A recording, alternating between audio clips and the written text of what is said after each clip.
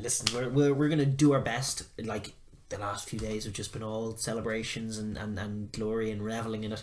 We are going to do our best for the purposes of the show to, you know, take the Irish caps off, and just try and break down what actually happened in that game. And we're obviously going to look at some other things as well, but well, we set up last week with our kind of winning conditions for both. That was the outline of the podcast last week, if anyone watched it. And it was interesting because, like, the one point we came back to was the smashy smash game, the physicality of it and the collisions, and that was like really the salient point, I felt, for certainly for the bulk of the first half, but also the bulk of the game. It was what we suspected, what we expected of Ireland in terms of what they needed to bring to try and topple the All Blacks. It was all that. And what really impressed me was, given just how physical that game plan is, the fact that they managed to sustain that effort to the 80-minute mark in kind of contrast with some of the previous kind of battles they've had against the All Blacks in recent years. It was good to see that fitness level hold up. But it was just phenomenal to see the job done on Whitelock and Retallick. We had obviously stressed that point a lot last week about them being lacking in the Chicago game, noted for their absence, and noted for their return in the return fixture as well. And from the very first kind of minute, the opening exchanges, that big seminal hit, that the 2 second rows, Dev Toner goes up high on Retallick and then James Ryan in behind, smashing him backwards. And it revealed a lot of things about the All Blacks in terms of when collisions aren't won, what their multi-phase is about. For sure. From an All Black perspective, it was like, listen, for as much as it was 16-9, Ireland were more than 7 points better than them. And in terms of what actually happened with the game, you'd be scared looking at it, because, like, we talked about the All Black winning conditions last week, as it were, and we had win those collisions would be the first one and the operative one, and that didn't happen for them. We had nullify Ireland's multi-phase, which they sort of did, although somewhat illegally, certainly in the first half. Nullify the Irish multi-phase. We had defend the kicking game, match them physically, obviously, and then the set piece, which obviously went wrong for them at the scrum, arrived for them towards the end of the lineup, but they couldn't get much profit there. But then obviously the key one that the All Blacks lean on was scoring tries, and in terms of the generators that they have to do that, you're talking about broken field play, chaos ball. They weren't given a whole lot of that. You're talking about turnover ball. They were given very little of that. And then you talk about quick ball off the base, the multi-phase that's worked for them this year, and they couldn't get any of that. And I think it was perhaps revealing a little bit, especially in the Rugby Championship, just how little their attack functions without it. When Retallick and Whitelock aren't going forward, just their inability to punch holes and create options. Ireland did a job on them defensively for sure, but they couldn't. It was very noticeable that it was always All Black, kind of weary All Blacks forwards retreating into their attack shapes rather than advancing. Whereas Ireland's defensive line, the line speed was excellent throughout, and the width was good as well. Like, Ireland were very selective in terms of when they competed at the breakdown. But in terms of the defensive breakdown, but they kind of fanned out across the pitch and covered that space very well and shooted out, like we said, out to in a lot, leaned on Ringrose in that channel to shut off the outside, which he did very well. They didn't get outside very much. They didn't get any chance. They probably didn't look to do it enough. And that's probably part of the broader problem with this, whatever they're trying to do in terms of changing their game. But generally speaking, around the park, once the collisions weren't happening, the quick ball wasn't happening, the attack play wasn't happening, then they were essentially for the most part they were starved of possession, because when they had the ball, nothing was happening for them, and they were just, as soon as they were cancelled out, they were just trying chaos plays. They were trying little kicks in behind. A lot of them. To be honest, as much as this was a poor performance from them, that's not something that's unique to what's happened on Saturday evening. That's something that they've done quite a lot. As soon as things aren't going right for them, Barrett does lean to that little attacking kick, that speculative kick. Ireland were ready for it, as much as they did target Keith Earls earlier in the game, tried to chip it down his throat, but Earls again just dividends at all. No dividends at all. I don't know if they were targeting Earls or that they wanted Rico chasing. I don't know which it was. No, I think it was Earls. They had isolated that Earls spends a lot of time up in the defensive line, and thought there might be space in behind him, but also off restarts they were kicking at him and kicking to him, and they got no change. Certainly, as good as Rico is, Ben Smith on the other side is better. Yeah. So certainly, I don't think it was a Rico-based decision. I think it was an Earls-based decision, but it was a miscalculation because Earls was fine. He didn't drop any of those, and outside of that, you saw no real creative play from them. And then the end result was that for most of the first half, which for me is where a lot of that damage was done, the Stockdale try then was very necessary for Ireland because Ireland hadn't put the scoreboard pressure on them enough. But in terms of general play, in the first half they just ended up being starved of possession. And the big area that I think we haven't touched on but we haven't mentioned fully that we're going to keep coming back to for them is the back row. And the degree to which they were bullied in the back row and how big a problem it's going to be for them. Because their second rows were matched. They were outdone physically. They didn't get any of those. There's a lot of obviously Brodie Retallick dropped the last ball and got smashed a few times and was targeted. I thought Whitelock was the more disappointing performer on the day. I actually thought like Retallick had some big plays in and it just kind of brought the dog out in that whole game. He was in a bit of a war of attrition with his opposite men, and he got a few line out steals himself, got one or two good turnovers. He didn't get any breakdown turnovers. I think he did get one. Did he? In the first half, I'm not sure if he did. Crucial one. But I'm not sure if Retallick did. I'm not 100% sure, maybe I'm wrong, but for the most part what they've been really great at is targeting that ball in the contact. It's something that we looked at in the pre-game that they might target is trying to attack that ball in the contact, and they really had none of it. Ireland's offensive breakdown was on point and it was very, very physical,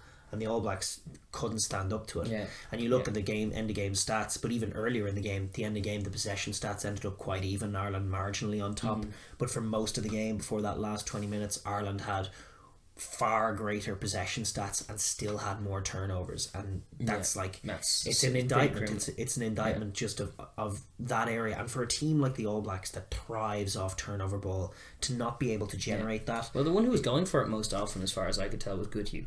Goodhue was in a few trying to scrap for the ball, and it's like fair play to him. I actually thought he had a creditable performance from 13, but that's not his job. I know Sevilla got a couple. Ardy got one. He got two. Did he get two in the breakdown? Yes, he got two in the breakdown. Fair play to him. He did well. Squire went off injured after 30 minutes. The physicality the Irish team brought in the first half was fairly phenomenal.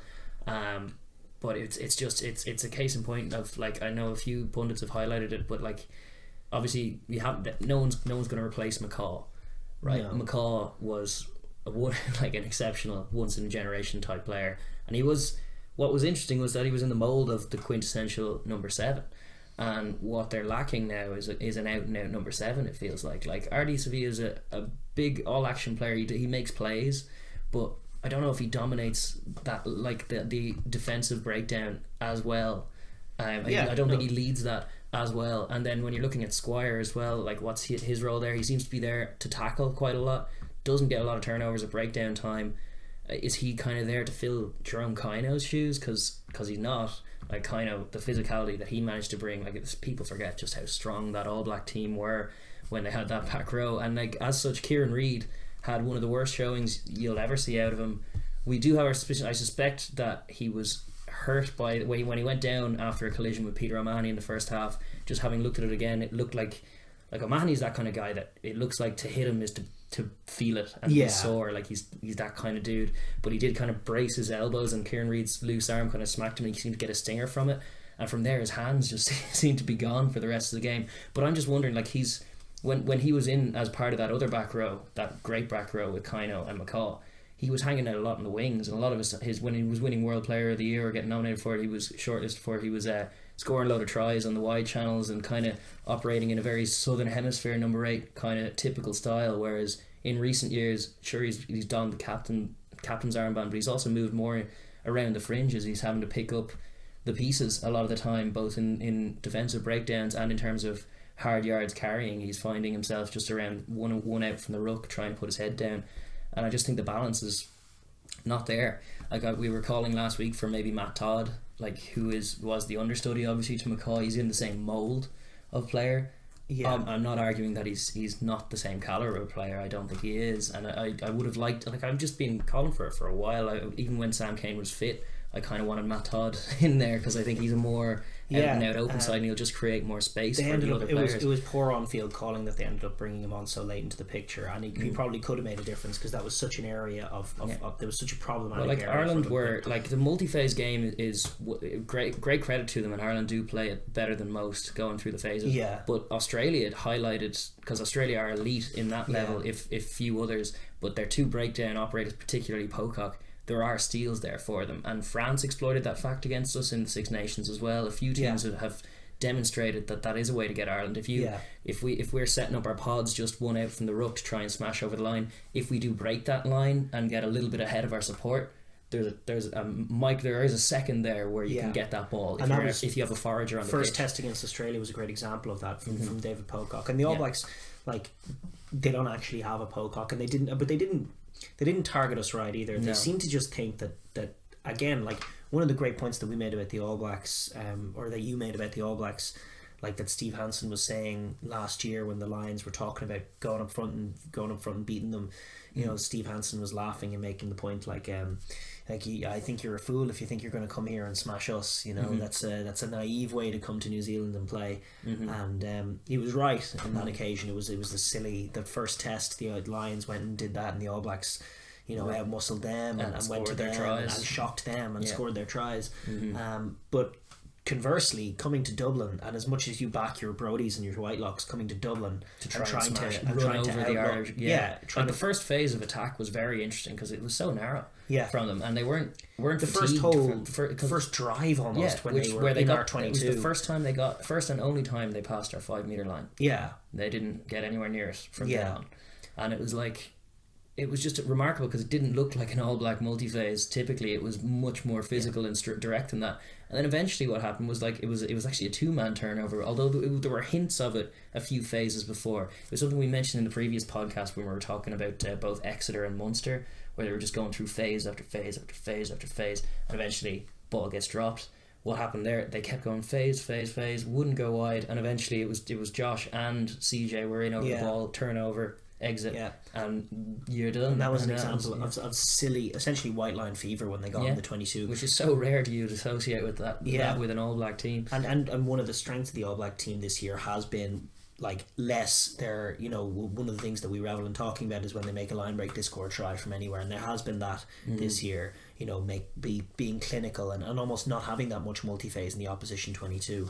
But they have brought it into their game. But one of the key things when you look at what they're doing is they do get that go forward ball. They do like their 3-second ruck ball, and when they get that, they go wide. So they do, off first couple of phases, lean on your Retallics and your Reeds and etc. around those fringes, and they do look to get that quick ball, and then they look to move it, and they just weren't able to do that against Ireland, and they didn't react well. One of the points we made was Crotty and the gaps possibly between Sexton and Aki that just never materialised for him. It never really happened for him during the day, and much of that was due to the forwards just getting beat up, and he was only ever getting shovel passes. But I think he had a few opportunities. There's a reason that, like, in describing this game, there's a distinction with difference between Ireland physically dominating and dominating up front, because they did dominate up front, but I think physically dominating is a better way to put it, because their backs also dominated. Gary Ringrose and Aki defensively were very strong, and as much as the Aki Sexton axis struggled last week and did give Argentina opportunities, they shorted up this week. Sexton was huge as well on D. He was actually in Ringrose's position, having to shoot a couple of times, and he did a great job of doing that. But they probably didn't look to go outside enough, and they probably didn't adjust well, the All Blacks, and paid for it. As far as Ireland are concerned, basically it couldn't have gone better in that first half. The line out was shored up with Dev. Bestie was playing well. Keane Healy and Furlong got the better of their respective props. Loads of carries from Keane as well. It was Tuinukuafe had a really tough time in the scrum. His first, I would say. It wasn't just the scrum. And this is it, like, I think his scrum suffered on account of he was targeted a few times, and there was one in particular, one of my favourite carries of the game was from Josh van der Fleer, where we turned around the short side on one of the first forays into their 22, and he just, like, Tuini Kwafe was kind of ball watching on Marmion, and then it came out and Josh just went straight for his chest to chest and just, like, bounced him off, and Tuini Kwafe just looked shocked by the physicality and the pace of the carry. And his tackling was suspect at times. He was actually a bit of a weak chink in defence. and then his scrum ended up suffering as well. Like Tig went after him. There were hints of illegality about all the binding on that, and it was actually it was not until the 2 substitution front rows were on that we actually had a set scrum. But no, the scrums were hilarious viewing in the first half, because he had on one side just very technical scrummaging going on between Healy and Franks, and Healy getting the better of it, getting that perfect body position, very low, just shaped to drive him through. For strength as well. And then on the other side, just wild things going on, and Tig ended up basically lifting Tuinukuafe up, but Tuinukuafe in turn trying to drive through the middle into the hooker and just getting turned into the air. There was one when he had Tig sort of wrapped up and turned to the inside, and Tig just disengaged from the and scrum, then went under him, almost bound on the chest, and picked him up. And obviously didn't get called. It wasn't on the ref side, but it was just cracking madness in the scrum that you love to see. You just see his big mustache bouncing out of the scrum. It was glorious. It was his first really real kind of introduction to what Northern Hemisphere scrummaging's about, I guess, because it's like he's looked very mighty impressive in coming up all the way through, and even in Super Rugby, but there is distinction with difference in the scrum game up here. Just a difference of emphasis, and I think that's partly, like, if you're talking breakdown as well, just even when you're looking at consistency in refs calls, and a lot of times what Southern Hemisphere refs see is very different and contrasted to Northern Hemisphere refs. I think it's kind of bleeding in a bit in this All Black side's kind of just what they're thinking in terms of where they target. Like, they never really scrum for penalties, which is not really what they want to be doing anyway. They want to attack off scrums, but surely you have to recognise that scrumming for penalties is a part of the game. This is the same thing with the drop goal thing, and that drop goal that Bowden kicked, technically a very good drop goal, fair play to him, was over 40 metres. Why though? I'm going, like, you have a penalty advantage, maybe a bump. It's actually, that's something that we used to see a lot of at international level in the Six Nations, like over a decade ago. It would always be like, penalty advantage. 5 years ago, even 5 years ago. It was just like penalty advantage, drop back into the pocket, drop goal, hey, 10 feels good.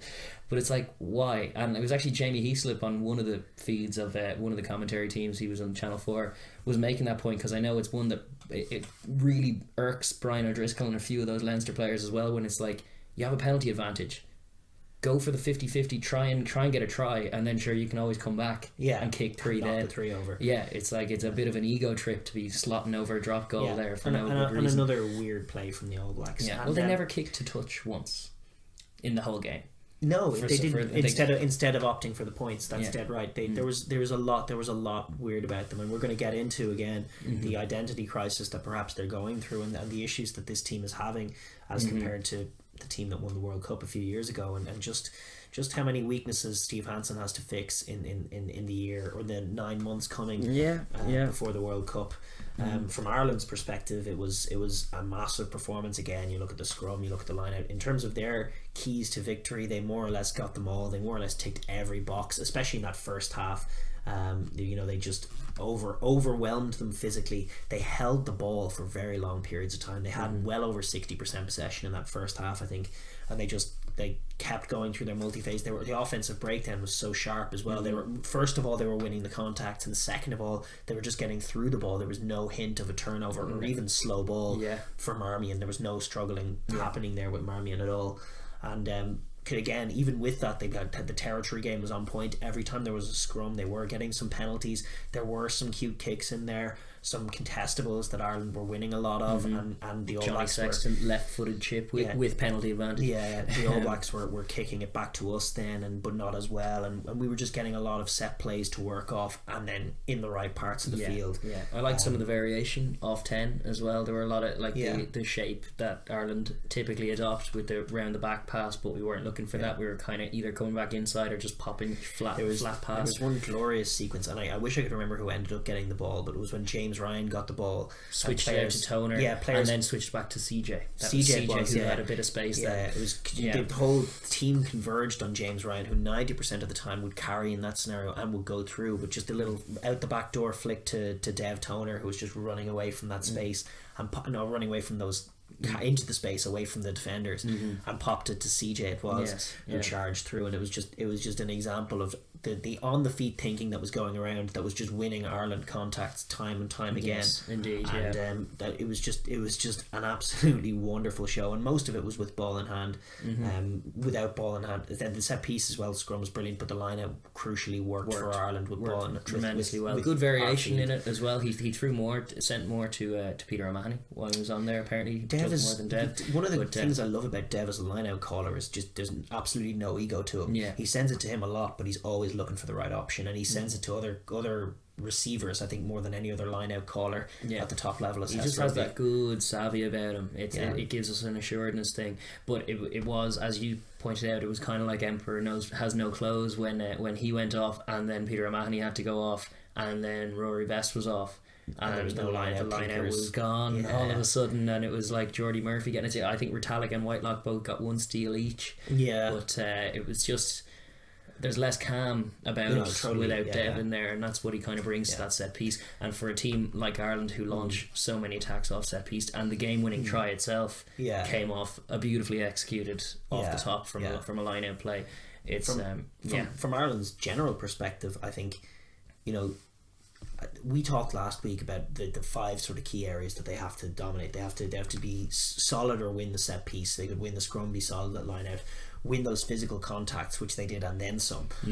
Play in the All Black half, which they did, and hold the ball, which they did. All 4 of those were perfect in the first half, and then obviously the 5th was scoring tries, which is where we're going to put. It's a blemish on the record. Well, with the accumulation of all 4 of those, like to the nth degree, in the sense that it was just such dominance. I think it was 70-30 possession wise at half time. Yeah, but all over the park there was such dominance for Ireland. Like, as much as it is the All Blacks, but like their inability to score tries in that first half. And listen, a huge part of what happened there was that the All Blacks gave away penalties. Yes. Ireland on the 50-50, just on the penalty advantage, decided to opt for the 50-50, and it didn't come off, so they went back and kicked over the 3 points. That happened, I think, couple of times. But then the third time, which, like, there's an argument that the card should have been produced there and then, because, well, certainly there was one incident that I think it was O'Driscoll was highlighting, because it's another bugbear of him, and I'm inclined to agree. Sam Whitelock, when he killed the ball when we already had penalty advantage, if you recall that one, and he was just lying on top of it, like, that's surely cardable straight away. Like, it doesn't have to be an accumulation, doesn't need to be a warning. If you're on penalty advantage in the 22 and then you give away another cynical penalty, a blatant one, that should be cardable straight away. However, it wasn't, so you just play on. And then it was interesting that Rory Best called the last 3-pointer of the first half and argued with Johnny about it. Johnny Sexton did not want to do that. He got the sense that if we took either a scrum or a line out, we'd get cards and tries. And it's something that Leinster have been doing so well all season and all last season, has been recognising that this is the end of the first half, let's score a try. This is the beginning of the second half, let's score a try. And it's the Ulster man wasn't having it. And listen, it was like, as much as it was, we won the game, we beat the All Blacks, this is fantastic, that was a dead wrong call. And it was one of the conditions that, I'm not sure if I said it on the podcast, but I said it a lot last week, is like that's a terrible losing circumstance for Ireland, when they're dominating the game and yet they're only having however many points accumulated, and then they get a penalty on top of loads of All Black cynical play. The All Blacks get a team warning. They're presented with the opportunity to stick it in the corner, have a go for 5 points, and be playing against 14 men, and they don't take it and chip over the 3. It's forgotten about, balls on the other end of the field. All Blacks definitely aren't giving away another penalty in their red zone for at least 10 minutes in the game, and they get away with it. And that was essentially what Ireland let them do, and that is a concern for sure. But it was something I cited as a major concern, and in fact I was concerned at half time. I think we were texting back and forth, and it was like I was very worried that if we put in a big chunk of time, it played all the rugby, smashed them repeatedly, and only saw a 9-point return for it, I'd be very worried.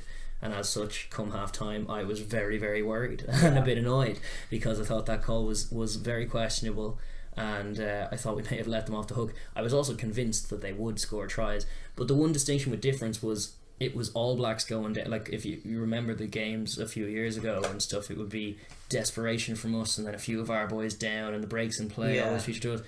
there were breaks in play that first half, and it was Kieran Reid who was down. Yeah. It was I think Artie Sevilla looked O'Mahony a did bit get a injury. knock as well. O'Mahony got a knock as well, of course. Like Ireland's game plan is just never not going to take a physical toll. Yeah. This is why it's like we were postulating. It's like if Ireland were to win a World Cup, how many of their squad would they have to go through playing this kind of game? Because it's just it's so physical compared to any other team. For sure. But it's definitely like this has been a trend. If you're talking about we were talking about like England and their mystery shutting up shop, spending 60 minutes of a game not scoring, and that being a repeated trend of the year. Yeah. We're talking about All Blacks. They've spotted a few different kind of trends this year that are concerning. Ireland as well, like this had shades of it, as well as having shades of the 2013 game that obviously they marched all the way up the pitch, but it was kind of contrast to that with that last play, because there was the fields of Athlone. There was no hushed silence. The boys were sticking to their systems. But it also, like if you think back to the France game in Six Nations, yes, there was the drop goal, but why were we in the position to need that drop goal? We actually, what had happened in that game was we were dominant in every facet of the game, but we'd only got a 6-point buffer for all that because we couldn't break them down and score a try of our own. And then Teddy Tama breaks the line, scores a try, and then we were that close to a completely different year. It also, the Wales game the week after it, we dominated that game in every facet of the stat book, but Wales had a strike rate that was comparable to ours, and so stayed in the game. Was and not comparable to ours, rather. That was sorry, better. Was, like in terms of like it took us so many phases to score a try, and then what would happen is Wales would just reply with another try, and then we have to spend another 10 minutes going again to get ours. And listen, and like from an Irish perspective, it's great to see the D holding up like that, but it is true that the degree to which we have to dominate to get a marginal return is poor. I do love the stock plays that Joe comes up with. They're great. Those strike plays, and that try that was beautiful. It was a beautiful try, and it's an example of it's a wonderful mold of Schmidt ball and then off the cuff ball. Joe Schmidt's always had those plays in his game, those line break generators. It was a good option off first phase. It was kind of hilarious it's been broken down to death. Brian O'Driscoll has a great breakdown of it on Off the Ball. If you give that a look, he summarises it better than any of us could. But it's just an amusing shape when you watch it from overhead, and the All Blacks just come rushing out. Yeah, and it kind of looks like one of those Rugby 07 things where like the AI and the computer, all the team are drifting in one direction and then drift after the ball. Firing up. Dane Coles, more than any of them, comes firing up on Johnny, and they're all just shooting on that outside, really looking to blast the Irish out of it on the play, and they just get caught with their pants down. Then we go the other way, they get completely caught out. Ben Smith makes this foolish decision to run up and cover Rory Best instead of the backfield, and Stockdale shows the class of having a guy who can make plays on the wing, and it's crucial to adding to our try scoring abilities. I don't know where we would be this year without Stockdale. I think Stockdale has been one of the big difference makers on Schmidt. Would we have won the Six Nations? Would we have won all those games without all those tries he's been providing? As much as you big up your and rightly so, you big up your Carneys and your Earlses for defensive solidity and just general smarts around the field. Carney being the like quintessential goalkeeper fullback in World Rugby. He's phenomenal, and his performance was remarkable as well, given that he was straight back in there. But you need a guy who can make plays, and that's Jacob. And it was a massive moment for Ireland. It's great to see those strike plays in them. It would be nice to see a few more tries from them, and maybe it was just circumstance in the sense that they did kick it in the corner in the first half. The All Blacks did cynically fell, and then they did opt for the 3 points, which could prove a mistake in future games, but for the time being it proved right. They got the 10-point lead and they protected it when we just beat the All Blacks and held them tryless. Fair play to Andy Farrell as well, because that his defensive system has kept them tryless twice now, which is a lot. In fact, 4 times. Well, not tryless 4 times, but 4 victories. 4 victories over them. But it's rare enough that the All Blacks are held tryless, and one of them was the Lions, and one of them was this one. And they obviously beat them with England as well, and beat them, I think, with 3 wins and 1 draw with the Lions. That's right. Which is it's a decent return, and he's well on their radar. But it was just a joy to watch, really. Like, you could go through and name everyone. I think the back row were seminal in terms of thing, as well as the second row stepping up. James Ryan is a phenomenal lock. He has serious arguments for best lock in the world. Proper arguments for breakthrough player of the year, though. Come on now, I don't know who's that was a crazy nomination slip for that. They've been proven wrong on that one, indeed. But he's been stepping up to every challenge, and I still don't know how he manages to make those yards in the contact the way he does. It seems very, very unique. Peter O'Mahony as well. Peter O'Mahony's performance. We were concerned about our scramble defence based on the Argentina showing, but like we were some of the chops shown, that play to intercept that ball, another one of those speculative kicks, but it only takes one to bounce into Ben Smith's hands for it to be try time. Ultimately, I think it was that contact area and that ability on the ball to scramble that was the difference maker, especially in that first half for dominance. But then again in the second half, in just terms of the All Blacks did get their possession, they did get their chance to run at Ireland, and the difference maker was Ireland defended the 10-point lead. And listen, cracking game. We're happy out. Delighted. What a win. What a win. And it shakes up the world. Steve Hansen says we're the number one team in the world. In truth, that gets decided next year. Yes, indeed. It's all kind of academic. I did enjoy the fact that, and it wasn't really picked up on here, but it was like the way he stated that was going like, they're probably favourites. You can make them favourites, and we'll see how they handle all that. And I'm just like, does he want us to handle all that? Is that what he wants? And for us to mishandle it? He's got his own things to be handling. I know. I do suspect that this is an Irish team that aren't too vexed by the favourites tag, because they're a bunch of Leinster and Munster and a few and like even Connacht have won a tournament. They've got no issue holding that tag. That's an old school thing. The only issue that comes with it is opposition teams playing their best game. And Ireland are there's still some learnings in the Six Nations, but for now it's a joyous day and the best year in Irish rugby history. So we celebrate that. And on a side note, Johnny Sexton for World Player of the Year. Come on now, World Rugby. Listen, what's the argument? As far as it's hard to get invested in those awards. Remember 2009 and McCaw, but yes, I mean, could have been Baud, probably should have been Baud, could have been Foy Dupree, certainly wasn't McCaw, but it wouldn't surprise me to see them give it to Barrett for the third year in a row. But it feels like it has to be Johnny. How could you do that? Barrett came, he didn't come off, but Mwanga came off the bench at 54 minutes in that game to change it up because it wasn't working.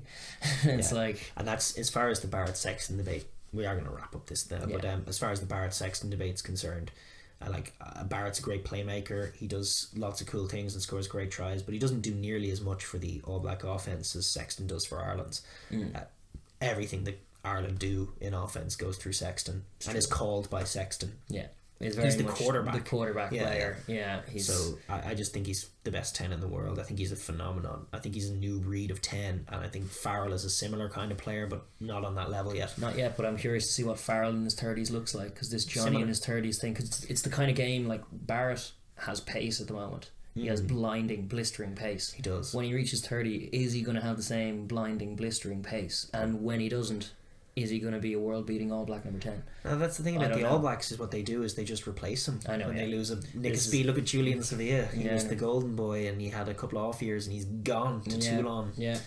Well, I think there is. I think I've mused on it before, but there's definitely a market for that 10 who's just seen a lot. This is actually when Dan Carter, but even when we were talking a few weeks ago about Danny Cipriani and how much he's come on as a player now that he's reached 30 and stuff, and he seems to just, he still has the talent, but some of those crazy notions that come with talent in youth, it seems seem to have been slightly curtailed, and he's seen just a in bit the more. sense that I remember the last time I tried that crazy pass and threw an intercept. Exactly right. I remember that time when that game that we call just enough of those experiences in the bank and experiences winning them. Experience matters for a 10, but you're seeing now in Sexton is just this fine wine of a wonderful player. Thing. And Marmion did very well. Granted, with the pack giving him that kind of platform, it was easy enough. But it was like, it's good to see that. Like, and even Luke McGrath came on and did creditably as well. Made a fair few good tackles when he came on. Like, the halfback department, as much as Murray is one of the best in the world, certainly the best box kicker in the world, which is why Marmion was coming in for criticism about his box kicking. But it's like, actually, it's one of the areas, like in terms of criticisms of Ireland, the main one would be just that lack of clinical finishing the game when it needs to be finished. But the other one was the exit was actually, for all of the dominating territory and possession, the exit was pretty poor. It was made up for by the defence. And just one last thing before I'd like to mention before we wrap it up was that the Ireland's defensive play that shut the All Blacks down from going out wide, two key men in that, especially in the first half, inside, shutting them down on the inside, stopping the forwards, linking up with CJ, constantly coming out of the line. Did the same thing against Argentina. He was huge. He had his best game in a green jersey, and defensively he was huge. He just stopped them from going out wide. And then Gary Ringrose as well, making reads a couple of times when the All Blacks looked dangerous. He was the man who shut them down. For one time in the first half where actually James Ryan, if I'm going to put a little bit of bold mark on it, was when that little surreal moment where he's watching the ref thinking that we were getting a call, and it was like, no, knock on green, play on, and he has to go and double back and turn. The ball was behind him. And against the All Blacks. It's like no. But it was actually Gary who made that tackle on Kieran Reid, who shut that down and allowed the defence to come up and close the door. Then, so it's like these little plays. I actually thought ball in hand, it didn't quite happen for him. And I thought there were little opportunities for Goodhue as well, which didn't quite come. It was a good battle between the two of them, actually. I thought he looked good with ball in hand. He didn't make any breaks or anything, but he had that slight feet that always caused him trouble. Indeed, this is what he finds soft shoulders. His is an amazing way to do it. Yeah. But it was a wonderful game, and Ireland are in good shape. Really, it has to be said. Looking like it's as much as you're thinking, it's a year out, and a lot of talk about not peaking at the right time and stuff. There's no argument that this isn't positive. Like, having another win in the bank against the All Blacks is just good confidence building for all of these guys. More learned about the squad, and it's just keep winning ways is surely a recipe for success. It just kind of keeps the options open as far as the World Cup. You're not really going to the World Cup on a wing and a prayer. You're going on evidence. Things like wins. It's a cracking win, massive for Ireland going forward, and we're delighted with it. Yeah. So